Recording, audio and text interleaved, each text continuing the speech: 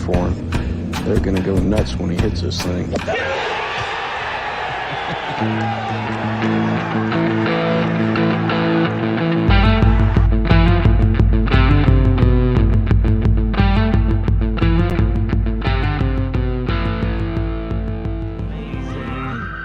Yesterday's price is not today's price. Yo, yo, yo.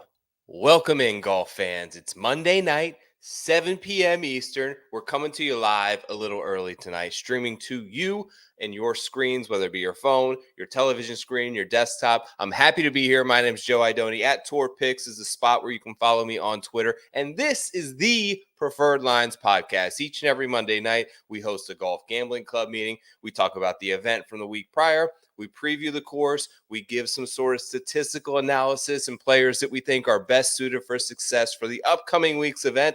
On tap this week, we're back in the Midwest, Detroit Golf Club, Rocket Mortgage Classic. Can't wait to talk about it in just a moment. But before I do that, you'll see scrolling across your bottom that this show is proudly presented by the good people and the great team over at Rotoballer. The PGA team has been crushing it all season long. I have a free 1,500 word course preview out right now.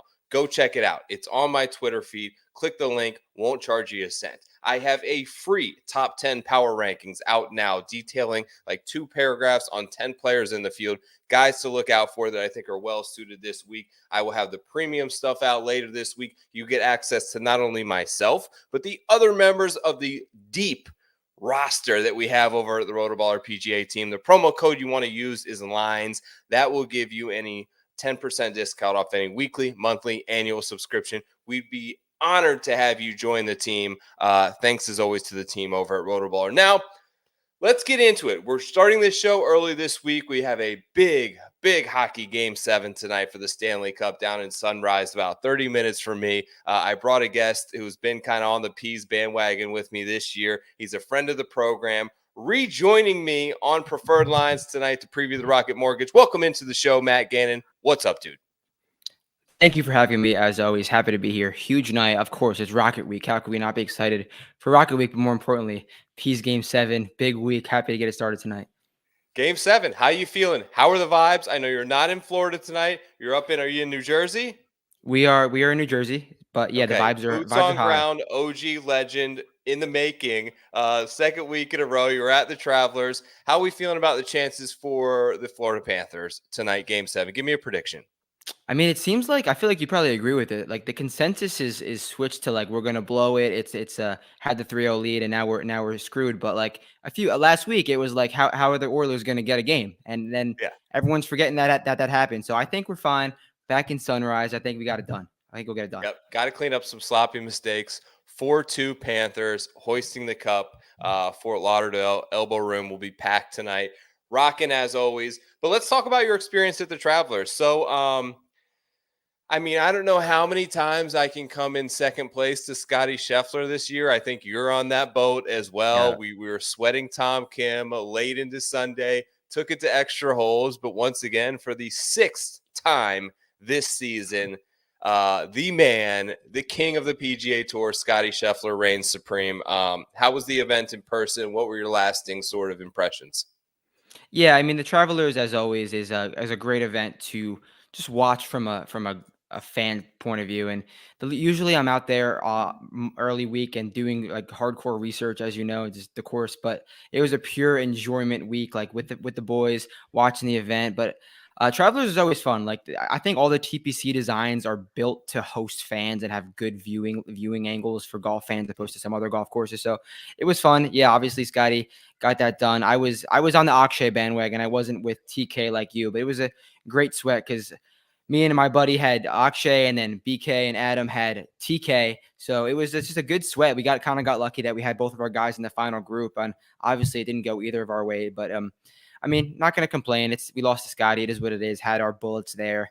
It hurts, obviously hurts, but that's the sport we love, and we come back for another week.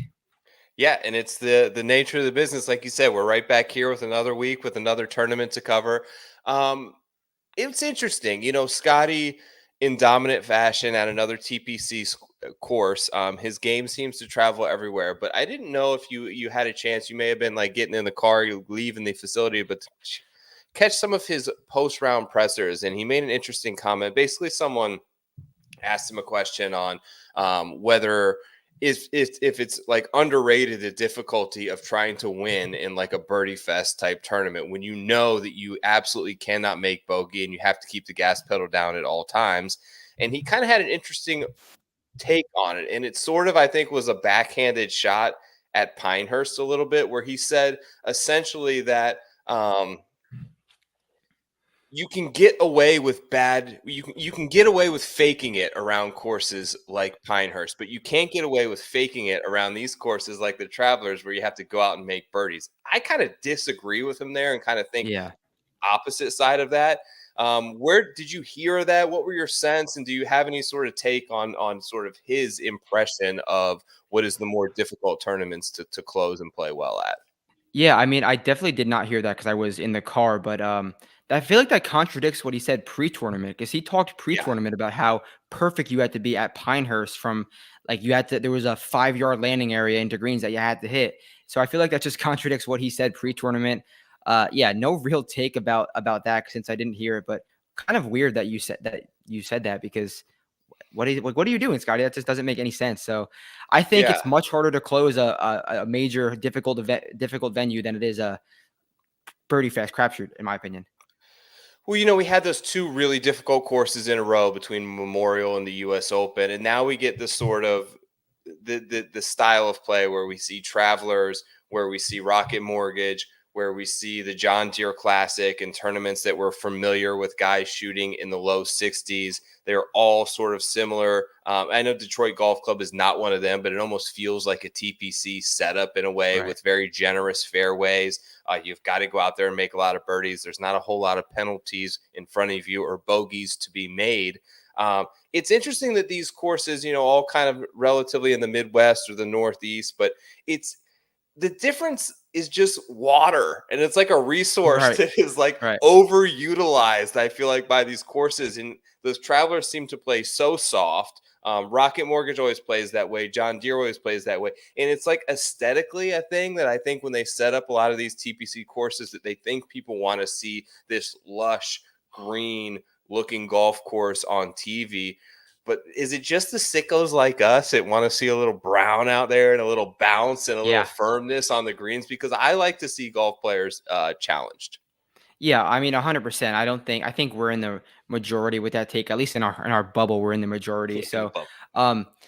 yeah, but the birdie the lushness is great for TV, great for viewing, like I said earlier in the podcast. But I'm not gonna complain about the Birdie Fest. Like it's professional golf. We have to handicap each tournament the way it is. Mhm. We just had a month of difficult conditions. Not that I'm excited for the John Deere or the Rocket.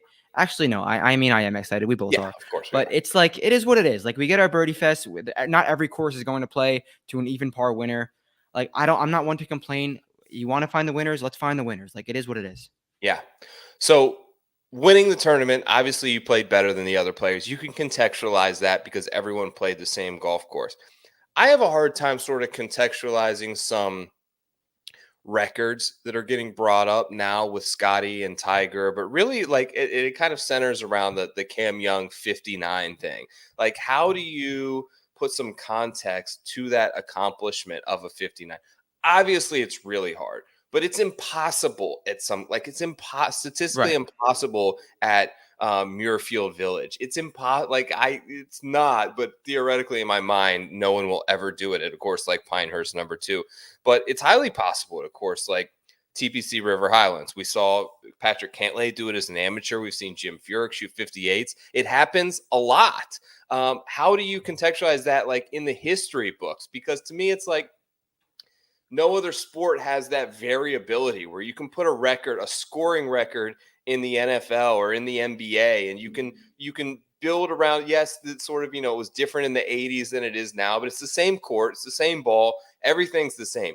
Here you're kind of putting him now in the ranks with, I think it's been done like 14 times ever, but really it was done because you set up the video game on easy How it, mode, yeah. and it's like you can't put a Pac-Man high score and like not be playing the same course as the other people who are playing the same game. What are your thoughts on sort of him being able to shoot 59 and what that accomplishment really means? Yeah, I mean, a 59 to 59, it's obviously a great accomplishment. We'll go down in the record books for sure. But I mean, there's sort of a way to conceptualize the 59 and see which 59 was better than others. I think Cam Young gained around 8 strokes to the field on that Saturday round, where that's done not often, but it's done here and there with a 64 in difficult conditions. Think back to Christian Bezadenhout, Friday of the Memorial. Everyone was shooting well over par. He posted a 4 under round, and it was a great round. Cam Tringale, Scottish Open 2022, I believe. Tringale, baby. Absurd round of, I believe it was 62 or 63. When everyone was, I think he was 5 or 6 shots clear of the field. So Cam Young only gained 8 strokes to the field. I think Bryson's 58 only gained like 7 strokes to the field. You can quantify it one way or another, but at the end of the day, you still got to go golf your ball. You got to have good breaks. You got to make putts. You got to get lucky. Good for Cam Young rolling that 59 and starting hot on Sunday. But yeah, it's just another notch in PGA Tour history. I think they wanted the low scores this week, and they got them. Yeah, so we get Cam Young kind of rolling over that performance and Tom Kim into this week. A couple of nice ads, I think, late to the John Deere. I think they're going to get Cantlay and Spieth next week, which will be interesting. A lot of guys in search for sort of FedEx Cup points late in the year. Is there anyone that you have particularly that you're looking toward this week who you think is like super motivated and hungry to go out here and play his best golf in Detroit? I mean, yeah, that's definitely a really good question. Why is Tom Kim even playing? This is what his 9th week in a row. Does he really need to play? He's either like, I don't want to think I don't think he's searching for anything. I think he's just really hungry to. I don't think he's going to win this event, truthfully, but just post another great result, get inside that top 10. Yeah, I think that Spieth Cantlay thing. Why are they playing JDC? They got to get those. They got to get those points. For a Rocket point of view, I think it's just so many guys who are in the same boat. There's no studs here. No one's playing this event if they're just to play it because they have to. They're all super motivated. So it's hard to really single out one specific guy, I'd say. All right, before we switch gears to kind of talking about the course and more specific players for this week, LIV Nashville. Terrell Hatton wins. I know you were at the Traveler, so you probably didn't catch it much. But from my perspective, watching it on TV, was actually quite surprised. So the U.S. Open, you were there. Everyone saw it on TV. Like Bryson moves a significant Unreal. heavy-duty needle in terms of fan excitement, engagement, all of that kind of stuff, like views. Boom. Did I think it was going to translate to more people watching or caring about LIV? No, I didn't at all. Maybe I was a little bit wrong. That place looked packed. I think Just it was watching sold it out on TV and not even just from hearing from people who were there. The Tour Junkie guys were there. My boy Joe Nicely, who's my sort of boss over at Rotoballer, went and checked it out. They said the atmosphere was unbelievable and not like a place that I would consider, maybe I'm wrong, not a place I would consider would be like starving and thirsty and like rabid about golf, especially LIV golf in the middle of, Kentucky or Tennessee, excuse me. But place was wild. Clearly people care a little bit about it. Like was that surprising to you? Yeah, I was definitely surprised. I saw like earlier in the week that it was sold out. That could have been a false fact, like it went from one of those live accounts, but I saw the event got sold out, which is, if it did, like, good for them. I watch a lot of live tournaments. I love watching live. I love golf, as you do too. Like, I don't mind watching it. So yeah, I did catch some of it. It did look very packed. Even the pictures I saw looked very packed, and just Bryson's energy is just so infectious, and his Totally, dude. full circle and 360 that he's came. I've always been Bryson guy. Like, even when he was the nerd he was, I thought he was hilarious. But his ability to change, he's so well spoken now and just logical and clear. And it's what he's done the last year for golf is huge. And going forward, he's going to go down in history books as the guy who could potentially save golf when we're looking back 50 years from now. Remember what Bryson did, that U.S. Open, he went on that run and united the Saudis and the PGA Tour. Everyone's Yeah, going to be talking about it. and YouTube golf. He like brought And YouTube golf. the Bermuda Triangle of people together who are interested in golf content. Um, Rom is an interesting like storyline to me right now in Live. The sequence of events and like when you sort of like if you were to put like one of those old school like social studies like timelines with little Right. plots on like a graph in terms of what's happened in the last 2 weeks, super weird, right? His odds plummet for the US Open. People start to like him. He withdraws in Houston. He shows up to Pinehurst, clearly with intentions to Yeah. play. Does a presser Odd. like he's going to play. Then the day later withdraws. Then decides to play in Nashville, goes off on a tangent, played well, really well the second day. Goes off on a tangent about drones. He was clipped with that again. Doesn't seem to be happy. He's hitting really bad shots in big moments, Matt. Like I can even remember early in the season, like Mayakoba, like And he's and not Vegas too. fractionally missing. Like he's put one in the water in Nashville that was 40 yards into the water, like not even close on the closing par five there. He's done it in multiple tournaments where a big moment with a little bit of pressure comes and he's way off. I don't know what to make of him. Do you have where you kind of stand right now? Because some people are like, yeah, he's from strokes gain numbers. He's been the best player on Live, but something is totally off right now. And to me, their highest paid player has the most question marks right now at this point in the season.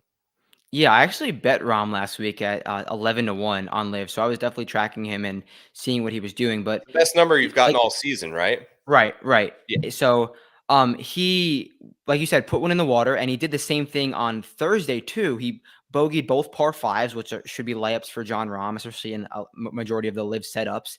And goes back to Vegas when he was kind of in the mix. He shanked true shanks like multiple Yeah. times in that event, which is just very. I mean, Jon Rahm is known to like have that once in a while, but the fact that there's been what 9 or 8 live events and it's happened every other time is just so odd. Going forward with Rahm, he's still Jon Rahm. There's going to be a point if the number keeps going high. I don't see it getting higher than it did prior to the U.S. Open because he played so well, however you want to say, well in Nashville. I don't see it getting to that 35. I think it got all the way down to there by that Wednesday or Tuesday before he withdrew. But the Open is a spot where Jon Rahm makes sense in his career. So it's tough to say what that number will do, but I do think he is fine. I wouldn't have bet him if that wasn't the case. And obviously that outlier performance from Tyrrell Hatton ran away from the field. Rahm would have been right in the mix, even with those mistakes. So I think he's all right. I think he'll be fine. I think he's too good of a player to not be in some sort of storyline sooner than later in a big event, whether that's, I mean, there's only one really big event for him to be left in. So we'll see. Okay, cool. Let's talk a little bit about the PGA Tour event this week, Rocket Mortgage Classic. We've seen this event. I believe this will now be the 5th or 6th edition of this tournament because they took 1 year off during COVID. Detroit Golf Club, like built in 1899. It first started as a 6-hole course. They then later, about 15 years later, commissioned Donald Ross, who, of course, we saw his work of art on display at Pinehurst a few weeks ago. This ain't that. We have a composite course made up of mostly the north course, I believe, and 1 hole from the south course. We've had some actually. They've gotten a good list of winners here. Bryson, Finau, Fowler. For having like crap fields, they're at least getting like the top premier players to come out and show out and hoist a trophy. So when you look at the people who have won this event, it's quite impressive. Even the Cam Davis year, I know that I was on that. A shorter par 72 layout, 7,300 yards, albeit it's a lot longer on the scorecard, total yardage wise, than what you saw at Travelers. You're actually going to hit shorter approach shots here than you did last week because you're encouraged to really play a bomb and gouge and Rip it. deploy that sort of strategy. The fairways are exceptionally wide. The greens and regulation numbers are astronomical. And you basically have the ability to scramble from 50 to 150 yards, even from the rough, as long as you're not like Yeah. behind a tree, which of course some of my guys in contention have been stuck directly behind. You can pretty much take your chances with missing in the rough and still hitting greens in regulation. And ultimately, like the two stats that I think I'm isolating most, one is extremely predictable. One is the hardest stat to predict. So the hardest one is putting, because even if you miss, like it's hard for great. Like if Scottie Scheffler was in this field, it'd be very hard for him to separate. I mean, he's Right. Scottie, so he would kind of do it, but his elite ability to ball strike and hit long approach shots is not really rewarded here. What's rewarded is somehow getting it to 20 to 25 feet and having a really hot putter for the week. That's what's proven to be successful here. And the other one is very predictable, and it's driving distance. The further you hit it, the more opportunities you're going to be able to have with sort of a nice little flip wedge. When you look at Finau, when you look at Bryson, even Matt Wolff was in contention here that year that Bryson won. Hit it really far, find it, try to scramble from there, and give yourself enough 20 to 25 foot birdie looks on 75% of the holes, and then it just becomes a putting contest from there. It's Donald Ross, but it does not have those crazy greens and runoffs that you saw at Pinehurst number 2. They're relatively benign, albeit tiered. Find the putting surface, make your putts. It plays incredibly soft. You're going to hit 75% of greens. And that's pretty much all I got for the course. Do you have anything there that you have in your notes? Yeah, pretty much the same. Like bomb it and get hot with the putter. I will say, shout out my boss over at Vincerix Golf / co-host.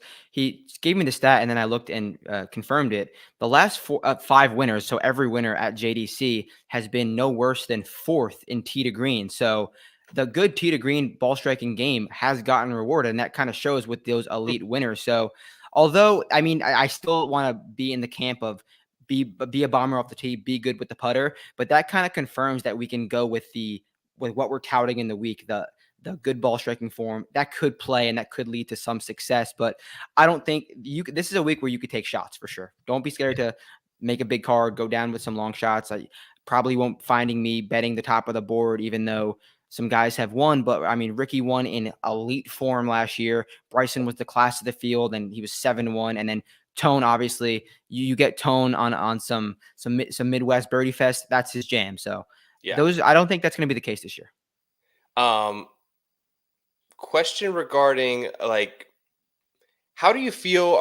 Because I'm excited about, even though we don't have a lot of guys that have like the obligation to be here, not a signature event, full field, 150-man field, 36-hole cut. We're back to this kind of system where you don't have to worry about just the big names. It's a lot of standard grinders on the PGA Tour and young players that are hungry for that opening win, which I'm kind of excited to see these guys back in the fold, as it feels like it's been like a month of these just Right. signature events where there's really 10 guys that can win. Yeah, these are fun. Like they're always, whether you hit a winner or not, you're always excited on Thursday morning to wake up and check the app, see who's 4 under through 7, and hopefully you have them on your first round leader card or something like that. So yeah, definitely excited to get back to one of these. I would say normal events. All right, brother, let's hit some odds. Let's do it.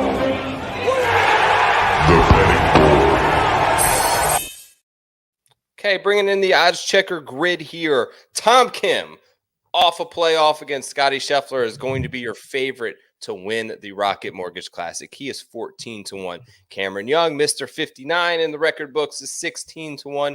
You jump up to Min Woo Lee at 20, Akshay at 22. A lot of guys who played really well last week. Alex Noren, 28, Aaron Rai at 30, Mav McNeely at 30. Those are like your top 8 favorites there, guys under 30-1 to win in the outright space. Matt, do you have anyone that you like more than the rest?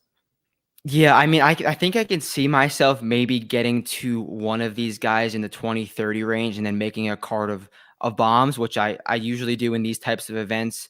Early, it's Monday. I could see myself getting to maybe Minwoo, but that's a tough number. Maverick might be a little popular for my liking.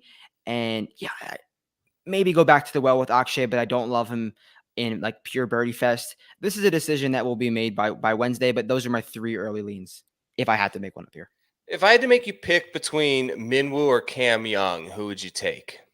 I would take Minwoo any day of the week. Yeah, I don't think I think betting Cam Young at this number, who was literally a tenth of the number he was last week after 2 good rounds in 2 months, is dumb. I really do. I don't think it's a good idea.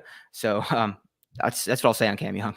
I'm glad to hear you say that because I bet Min Woo this morning. 20-1 is the number that I got. Wish it was a little bit better, but this is the one that I was kind of waiting for.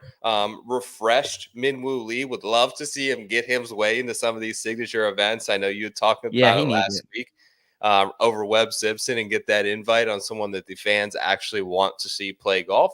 But it's not the case. I just think that he's going to be able to dominate off the tee. You mentioned some of the tee to green Agreed. stuff. I mean, he's third in carry distance in the field. He crushes the ball off the tee. Surprisingly, has gotten really hot with the putter and is best on these type of surfaces as well. Like 5 straight finishes in the 20s, including a T21 at the U.S. Open.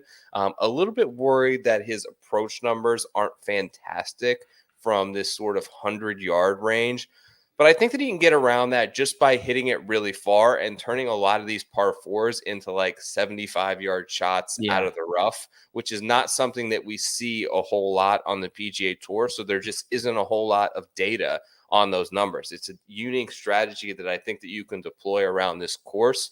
And when I look at Finau, when I look at Bryson, when I look at Wolf, guys who are a little bit wild off the tee but hit it really far, that's been a successful mold at this golf course. And of all the guys up here, he's the one I took the most liking to in the betting market.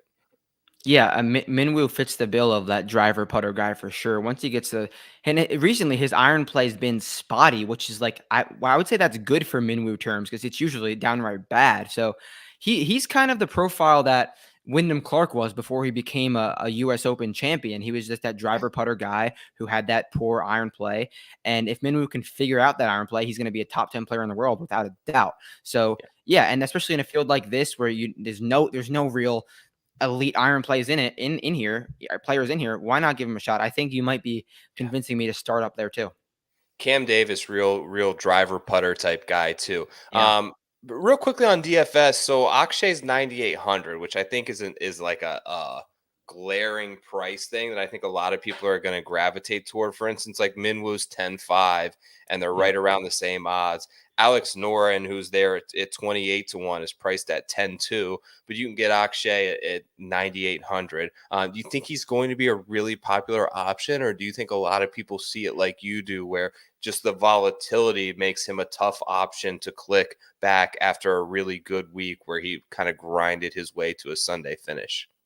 Yeah, it's tough because I do see people going up to the top, like I mean, mainly with Cam Young. So from there, where you're gonna go to next, but I don't know. Akshay, like I said, I don't love him in pure Birdie-fest. He putts so well at the Travelers, but if he can travel, TPC River Highlands and Detroit Golf Club have the same types of grass on the green surfaces, or at least very similar, which is very unique about those two courses. Which is weird that they're back to back. So I mean, if he can keep that putter hot, which is not something that is you can really predict, and the iron play has been kind of spotty, but he's got the driving distance for sure. And he's going to have a ton of wedges in here, which he is a stud with the wedges. I'd prefer him with the wedges way more often than I do with the long irons, oddly enough. So I can see it. I would be so upset if I copped off Akshay after being on him last week. But like I bet Akshay at 90-1 last week. Do I really need to go at 20-1? Do I really need to do that? It's something that I have to consider. I know, man. It's And like it's a crazy thing when you see these fields. That's why I honestly think that may have been part of the reason why I was just drawn to Min Woo Lee because I haven't because he's a seen new his name. name and I Yeah. haven't seen a price on him in a couple of weeks. It's hard to gravitate toward Cam Young and Akshay, who you just saw at 90 and 100 in a Yeah. shortened field, then go to a full field, and bet them as the favorites. Even Tom Kim last week, I had it 55-1. Like I can't And go now there at yeah. 12-1 in an outright after going to a playoff the week before. Even if I think he's going to play well, I think that's psychologically like part of what I wasn't thinking about, but why I was sort of drawn to someone like Min Woo is like you kind of get that odds reset on him after being off for a month. I do think Tom Kim will play well, though, even though he's not like a bomber by any means. He's just trending hard right now. He's got a top 10 here in his career. And Yeah. I honestly don't think he would play this event if he didn't feel like I'm going to play really, really well. He's just too good of a golfer. His swing is in a great rhythm right now. He's going to play well. Like, I think his floor is so high. Yeah, what's with him standing so long over the ball? Does it feel like that in person, or is that just Oh, like something yes. they camera pan to him too fast? No, I mean, I was there Saturday and Sunday too, and that like Tom Kim, I don't think has ever been that guy, but I was like, definitely, Me like, what neither. the hell This are is you doing? different for him. This is new. And yeah, maybe he was nervous after being in the lead for like 4 straight days. Yeah, I'm not sure. Just something that, I mean, as a person who stands over the ball for a long time myself, I wish I could stop, and I don't know how it happens or why it happens, but I was watching it in person. I was like, Tom's taking a long time over the ball. So, Yeah. and he backed off a few times too over those 3-footers, which I'm not sure if they showed on camera, but missed 2 of them. So maybe that's why. And TV totally makes it a lot worse because they 'Cause cut to yeah. him when he's standing over it. Like I think Scotty's slow personally, but Scotty takes a lot of his time talking to Ted, walking off yardage, looking in the book, wait for this wind. Okay. Do you feel it out of this side? They spend a lot of time making decisions, but he's pretty quick over the ball. Yeah, but it was Yeah, it no, was it was a bad look for Tom. I kept thinking my TV was frozen. you don't even have to say you think Scotty is slow. Scotty is slow, and I'm happy that I was there and people in front of me were like, Scotty, what are you doing? Your ball's over here. Like, making remarks when because on the greens he walks it off, walks Oh, back, goes up yes. and down. It's the worst, and he makes Patrick Cantlay look fast. And I'm a Patrick Cantlay defender, and Scotty is infinitely slower than Patrick Cantlay. So I Yes. just want everyone to know that. Especially around the greens when Oh he's yeah, chipping, like on and most around. guys go up, assess the lie, like they'll some of them will take a few steps onto the green and kind of like get it, that's normal. He'll Very circle slow. that thing a lot before he even grabs the club. He'll, do a full 360. Yeah, Um, he is world number 1 though, so he can say that right in our faces and do he can whatever he do what he wants. So wants. Yeah. It yeah, only takes him like 65 strokes on average to play, so he gets a little yeah. more time. Moving down the board, Stevie Yegg's the only one who was able to slay Scotty successfully in recent months is 33-1. Davey Thompson, 35-1. Those are some crashing odds on Davis Thompson, who I think was better this morning. Keith Mitchell, 35. Taylor Pender, 35. Will Zalatoris, 35. Robert McIntyre, 40. Zalatoris pops off the page to me, especially after like a really good opening round. Did you get a chance to catch up with him and see him a lot? But he said in the pressers he was hard at work after the U.S. Open and embarrassed and sort of found something on the range. And I felt like if that were to able to continue that narrative and storyline through the weekend, he'd be kind of one of the favorites here. But it didn't. And now 35-1 is a number that looks appealing, albeit I have not taken it yet. Yeah, I mean, I would say Will Zalatoris is my favorite golfer. I'm happy to see him find something and play well on Thursday. But yeah, you never want Zalatoris when the score is -20. And in my pre-tournament like write-ups, I was like, yeah, I said that. I was like, you don't want Zalatoris when the score is -20 and Birdie-fest. I'm gonna pass. And on Thursday, someone like came at me like, oh, you don't know anything. Like, what is his Zalatoris call? Like, he finished, I think, like lower than he started on lower than Thursday. So I'm happy to see him do well, but I'm just gonna wait and see. Hopefully T20s just know the game's in a good spot. He plays out in difficult conditions and hasn't been his year, but I'm glad to see him showing something on Thursday. Love it. One of the guys who I bet sort of as a nod to course history, but also kind of aligned with current form, who's been really, really sound with his wedges here that I took in this range is Matt Wallace. Coming off a T27 in Canada, we haven't seen him in a few weeks because he did not get in or qualify for the U.S. Open, but was decent at the PGA Championship, top 20 in Myrtle, fourth at the CJ Cup Byron Nelson before that. His approach play has been sort of really sound for Matt Wallace. I have him top 5 in the field from 50 to 150 yards.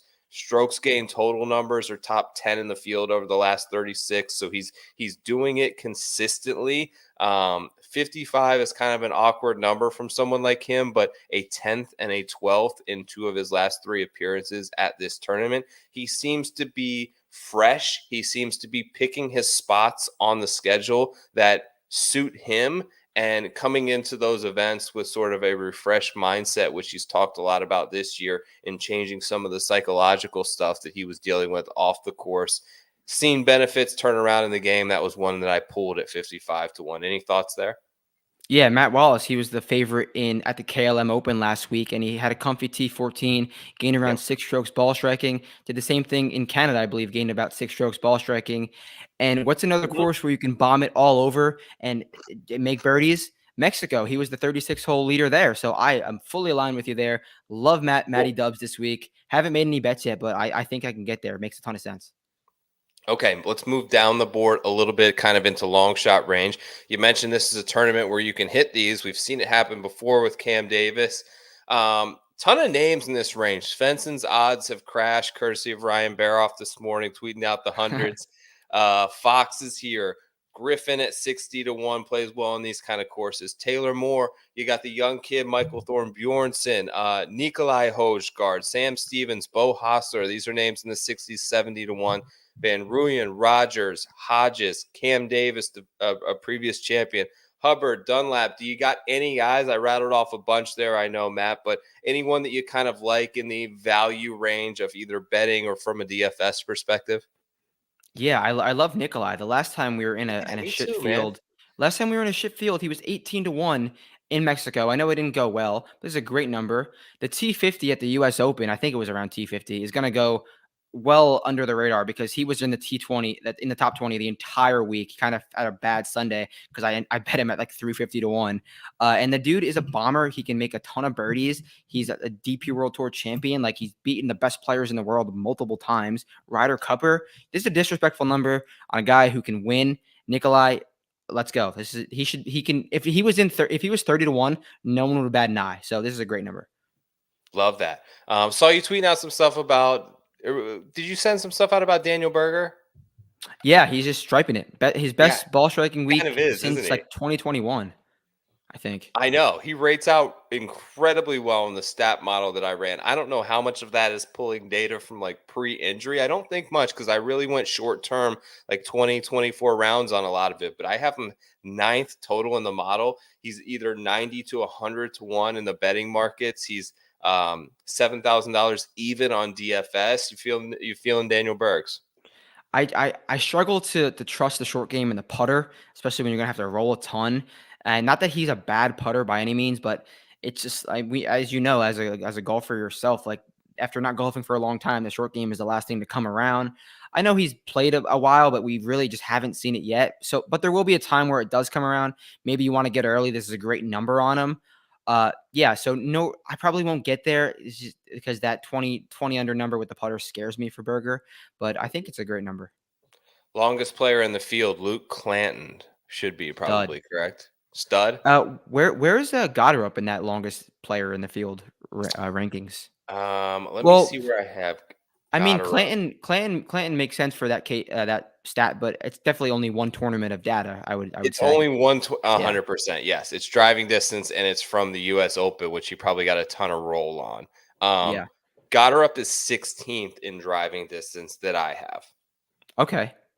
Yeah, I mean, Clanton this is a crazy number on Clanton. This is, I think, his only second event ever, but he gained like 6 strokes ball striking at freaking Pinehurst. He's 21 years old, maybe? That's Yeah. insane. So good for Luke, but I mean, I feel like that's crazy to bet it at 100. Yep. I Not a took good number two in my opinion. guys. I'll let them fly here. One was Alejandro Tosti. I got a nice number on Love a it. top 20 on Tosti. Seventh in driving distance, top 10 off the tee. Really solid T17. The last time we saw him at the Charles Schwab Challenge, he's sort of picked his spots as well.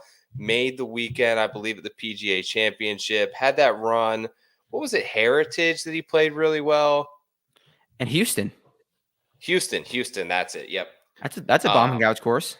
Toasty's over 100-1. And the other one that I took, who's just been playing pretty good, solid golf and rated out really well in the stat models, particularly from the wedge ranges, even though he's not a bomber. 8th and a 30th in his first two times at this event. Justin Lower was 130-1, 6,500 in DFS as well, which is a cheap price on Lower. Lauer was in the mix in Mexico, another course that fits that Yep. comp that I'm looking for. We're very aligned, it's either really good or really bad. There's really no in between for that. Any other bombs you want to mention, brother? I love Novak from a ball striking standpoint. I don't know Yeah. if you saw my interaction with him last night. I tweeted out that Novak had his best ball striking performance of his career, No, I and missed this. he was like, and I was like, yeah, and he has great course history around Detroit or whatever. And he tweeted back like eye emojis, but don't look at my putting stats. I was like, I looked, I was like, oh shit, he lost like 8 strokes putting like the last time he played here. And then I wanted to see if it was just like a random thing. His second worst putting performance was at Sedgefield. So him and Donnie Ross do not get along. So Mm. I love the ball striking, and he's been a popular guy early in the year. Maybe a little flop lag gets a win later in the year, but we'll see. But no real other bombs besides the ones we kind of already listed off. Another guy who played well in Mexico, right? Uh, no, I don't. I think he was popular in Mexico, but I don't believe he played too well. I could be wrong though. We'll double check that after. Let me see what Novak did. Yeah, what Yeah, did he he's do? had a quietly like a pretty solid season. Mexico, he had a T8, and then Well, really T9 at the Cog, good for T8 no. in Oh yeah, Phoenix. he did play well in Mexico. I The do guy's remember had that a lot now. of top 20s this year, man. Yeah, I like Novak. He's one of my guys, so I can see him I can see him pushing through one. But I would have bet him if he didn't already. If he didn't tweet me back, and then I looked at that putting stat Yeah. because it was truthfully like wow, he's right. So yeah, we'll Yeah, see where we when a get to it later in player the week. is responding to tweets telling you to look at their putting, they're probably not feeling too great about it at the moment. Right. General rule of thumb. Listen, dude, I know you got to get rolling. I've got to roll too. Pucks drop soon in about 20 minutes here. I appreciate the heck out of you for joining me on the show. You're the man, as always. Keep absolutely crushing the world of golf content. What else do you got lined up the rest of this week? Where can people check out some more of your stuff? Yeah, just on my Twitter, all the content's there for a few different outlets. A ton of short form, long form contents. DM me with any questions as always, and yeah, just looking to win like you guys are, and appreciate all the support. Yeah, really enjoying the new pod too, brother. I love it. Thank you. Boots on ground, making some noise. You're the man. Keep crushing it as always. Go Panthers. Let's go, peace. Later, buddy. Later. All right, gang. Short and sweet tonight. Those are sort of some of the early picks that I have in for the Rocket. As always, full card will be out Wednesday. I will release the entire long shots video tomorrow that will go up on the Rotoballer YouTube channel. Thank you. As always, use that promo code. I know it's late in the season. If you want to give it a little bit of a trial before next season, you can cancel at any time. Please tell them that the promo code is LINES Lines. That's who sent you. The team has been absolutely working their butts off this year. Quick programming note. There will not be a show next week for the John Deere Classic. It is the 1 week of year that I unplug. I take my family on a little trip up to the mountains. We are leaving this weekend, so there will be no preferred lines next week. I will be back in action the following week. Wish you guys all the best of luck, as always, at the Rocket and the John Deere. The articles will still be published next week. We'll have the course preview up. We'll have my power rankings. We'll make sure to continue to stay glued, as always, to the happenings on golf Twitter, and we'll tweet out some picks along the way. Man, I'm sick of finishing in second place. Good evening, Joanne. Thank you, Back Nine Bets, my boy Model Maniac. The Rotoballer show will be live here at 8:30 or 9 o'clock tonight. Him and Spencer will be breaking everything down for you from their angles as well. Hope that you all enjoyed the show. Quick shout out as we leave here. No final thoughts tonight, but wanted to shout out my dad. If you're watching the show, Pops, I love you. I hope you had a good day today. Dad went through had a little bit of a tough morning, had to have a procedure this morning. All is well. That heart is going to be back up and healed up soon. Love you. The kids love you. Thanks for always supporting everything that I do in a big way. If you're walking the mean streets of Northeast Ohio and you see a man and is looking like he's in his 60s in some preferred lines gear, that's probably my dad. Give him a shout out. Show him some love. Love you, Pops. Love you guys. I'm out of here. Peace. Hope you have a great week. And I hope that you enjoyed the show. Like, subscribe, share with a friend. It goes a heck of a long way on the way out. I'll catch you soon. Peace.